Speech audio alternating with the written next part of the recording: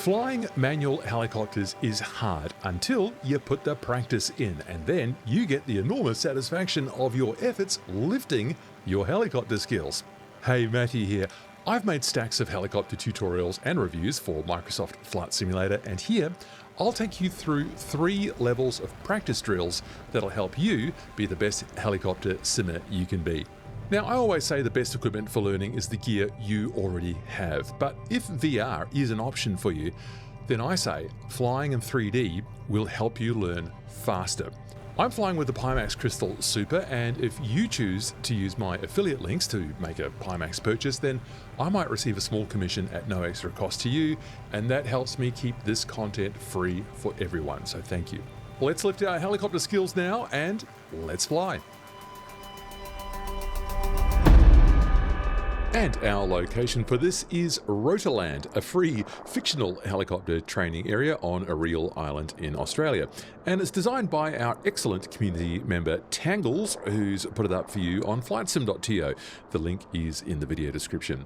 Tangles has put in lots of scenery elements which are for you to build your helicopter skills, and I'll show you more as we go through our 9 practice drills. I'm in the Taugs Hangar 500C mostly because, well, I love how it flies, but everything in here is applicable to any helicopter. If you don't have this one, then I can also recommend the default Cabri G2. Try preset weather initially with light winds and ramp it up later when you need more of a challenge. Let's try our first drill. And for this, all we're doing is we're lifting the collective and ready with some left pedal, there it is, and a tiny bit of left stick required too, just to keep us on the absolute center of the runway here. And the exercise is just to try and hold this position as much as possible. Even with a calm weather preset like this, Microsoft is still putting in something like 4 knots of wind, and there's still little micro gusts. You have to be ready to react at all times, and just keep a soft grip on that stick, a soft gaze out on the outside. You're looking into the distance and ready to react gently, left, right, fore and aft, to keep yourself as much as possible on one spot. Try to do this for 30 seconds if you can. If you get a tired arm, just sit down on the pavement, shake it out again, and have another go.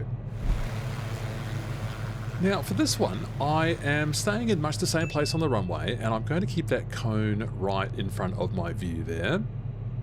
Then I'm going to apply right pedal, or loosen the grip on the left, and try and come to face that cone over there. This is about pedal turns on the spot, and you might need a little bit of translational correction here as well. That's left and right, or fore and aft. As much as possible, try and keep the same place over the pavement here while doing these 30 to 45 degree pedal turns left and right. Be aware that when you notice that there, when I use the left pedal, the helicopter sunk down a bit. That is because, just happened there as well actually, just happened because you are taking away thrust from the main rotor, especially when you add in left pedal, and therefore the helicopter sinks down a bit. You might need to be ready to correct with a bit more collective. And here I'm just doing some simple translations forwards and then coming to a stop. That's lifting the collective if necessary, and using a bit of aft cyclic to stop that translation forward, and now to the left.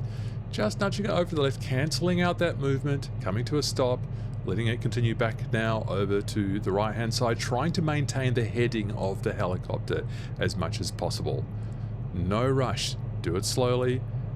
Let it settle down at each new location, like what I tried to do there.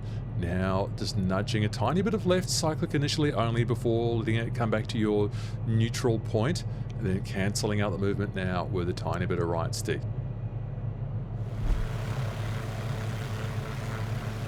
And what we will do here is count forward a certain number of rows of cones, so let's say 3 in this case.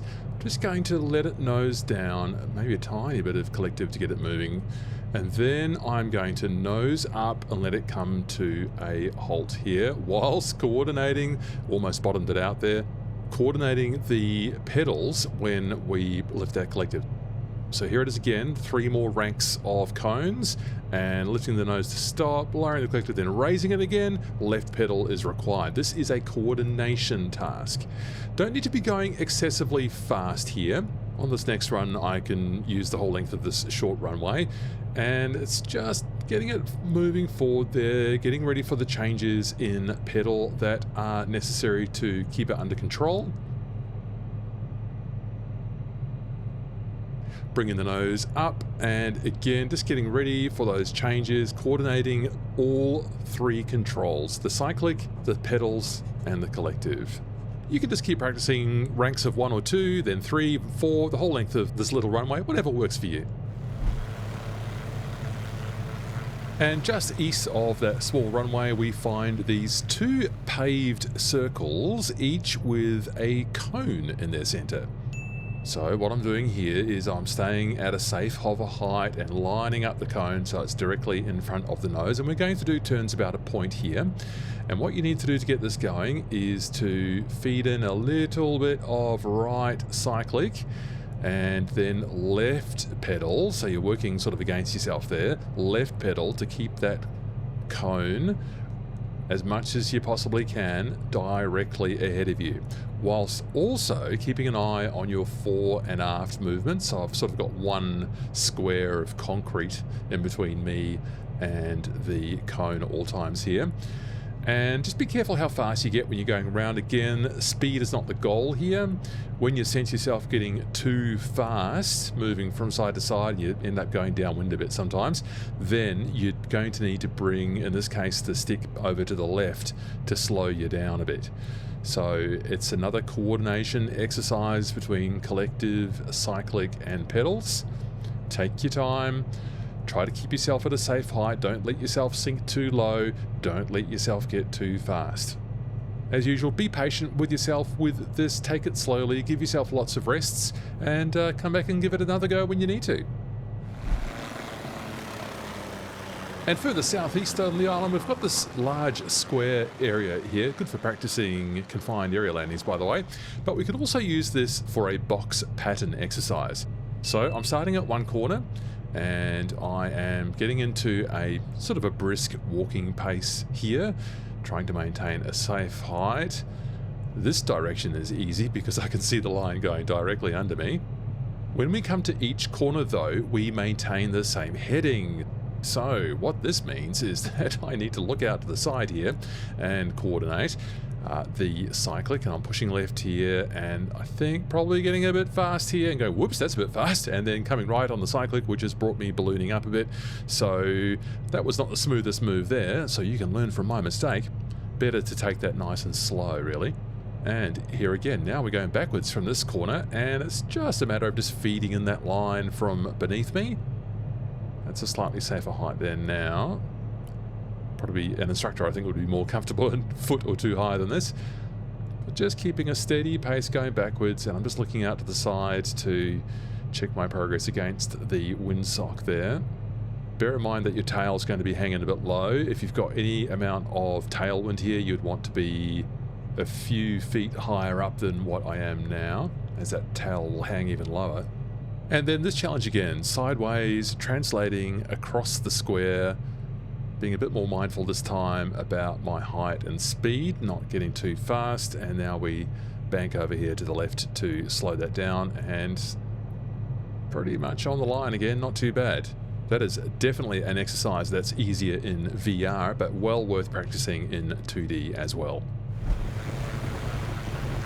Now, I have to say this one looks a lot easier than it really is. Just following a slalom through here, and well, I might have had my right skid over that cone that time, but just not letting it get too far out, keeping a gentle rhythm here as we bank side to side, keeping very smooth on the controls, no overcorrections, and as usual, maintaining that safe height as we run further up the course here. A little bit low, rescued it with a bit of collective that disturbed my flow there a little bit. So again, you're going to require some coordination as you move through what is, believe me, a harder course than what it might first appear. Now, Rotorland is blessed with multiple opportunities for this. I'll start with these big towers here. And the challenge always with a precision landing like this is to keep your forward momentum going right until the end, so that you're staying as much as possible in effective translational lift the whole way through. In VR, I've got the benefit of being able to look down there and guide that skid right down there onto this very small pad, so that helps. And if that's too easy, then we've got these even smaller towers with smaller pads on them up here. That's me coming out of ETL right there. So great caution is required. If you drop down into your own downwash in a situation like this, you'll end up in vortex ring state, which is very bad news indeed. And so I just had to slap that one down there a little bit. Not ideal, but we've ended up in the right place, even though I had to sort of crash it down a bit when I had a bit of an abortive attempt the first time. Working our way up the hill now. A whole succession of these pads for you to use. Approaching from below is fine, just so long as you just keep that speed forward. That's a bit too slow there, Matthew, really, but we're just keeping it forward now. And that's a bit better coordinated with the collective that time. The VR again helps with that. A bit indecisive in letting the collective down, but we made that just nice and clean, I think. Looking up again to the tallest one here. A bit of power required to sort of get up the hill. That meant that I'm a bit low on speed again here. It's just so hard to fight that temptation to go so slow on here, but it's just practice and to keep going and to build your confidence with coming around this course nice and smoothly and cleanly. There we go. Slightly more precision collective might have helped me get there. That wasn't perfect, but we've made it. And you can just keep going around this course. There's a few more pads for you to choose from as well. Well, auto rotations are always fun and maybe a little bit scary, so let's use this scenery to give it a go. Well, straight in would be easier, but I'm using that communications tower there to kind of line up with the end of the runway there. You want to enter with a bit of speed on here. I'm going to be targeting about 70 to 80 knots for this auto rotation. Cutting the throttle, lowering the collective all the way to the floor, and now using the fore and aft to maintain that speed whilst also keeping the rotor RPM up. And should that get a bit too high, then we just pull a bit of collective to transfer some of that to lift. And this is a very tight turn, and there's a lot to do here. We need to get rid of some of this excess speed, so that is getting the nose up. I'm a little bit lower there than ideal. Don't let the tail strike the ground. Just keep that nose down and cushioning the last few feet there with collective. Whew. That is always a fun experience. I'll do a proper auto rotation tutorial one of these days. In the meantime, there are plenty of other fun opportunities for practicing your skills here at Rotorland. Check the video description for more details on how to get that and ways you can support this most excellent heli simming community. Here's some more content for your skill building pleasure, and I hope I'll catch you in one of these real soon. See ya!